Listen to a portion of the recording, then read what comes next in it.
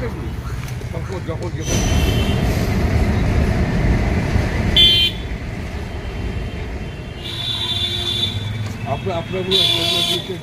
না একটু দাও।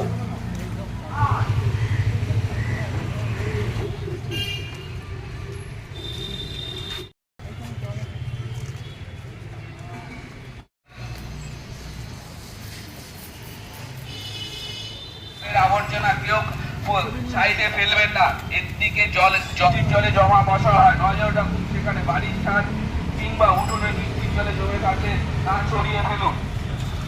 শিশির বোতল ঘরের আবর্জনা বাইরে ফেলবেন না, এর থেকে বৃষ্টি হলে জলে থেকে ডেঙ্গু মশা জন্মায়।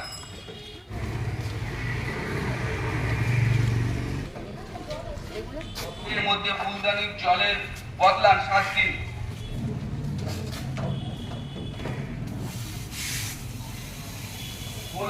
বৃষ্টির জলে জমে ডেঙ্গু মশা বাড়ির চট জলে দিয়ে তা সারিয়ে ফেলুন। অর্থের অপচয় 2 হয়। পৌর কর্মীদের কাজে চায়ের বা দইয়ের বা ডাবের খোলা শিশির বোতল ঘরের বৃষ্টির জলে জমা হয় মশা, ডেঙ্গুর মশা, বাড়ির ছাদ কিংবা উঠোনে বৃষ্টির জল জমে থাকে তা সরিয়ে ফেলুন। তো কেন্দ্র থেকে মশাতে চায়ের বা দইয়ের বা ডাবের খোলা শিশির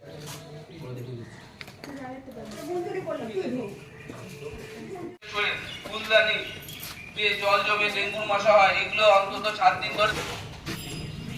ঘরের পাশে যদি টব থাকে, যদি বৃষ্টির জল জমায়,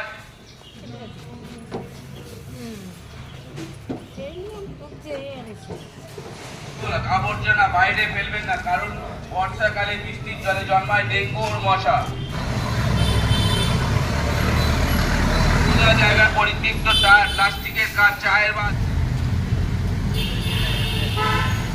কলকাতা পৌরসভা স্বাস্থ্য কেন্দ্র থেকে 97 ওয়ার্ড থেকে আমরা এসছি ডেঙ্গু প্রতিরোধ করতে।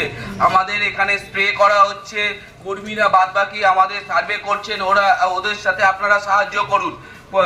খোলা জায়গায় পরিত্যক্ত টায়ার, প্লাস্টিকের কাপ, চায়ের বা দইয়ের বা ডাবের খোলা শিশির বোতল ঘরের আবর্জনা বাইরে ফেলবেন না।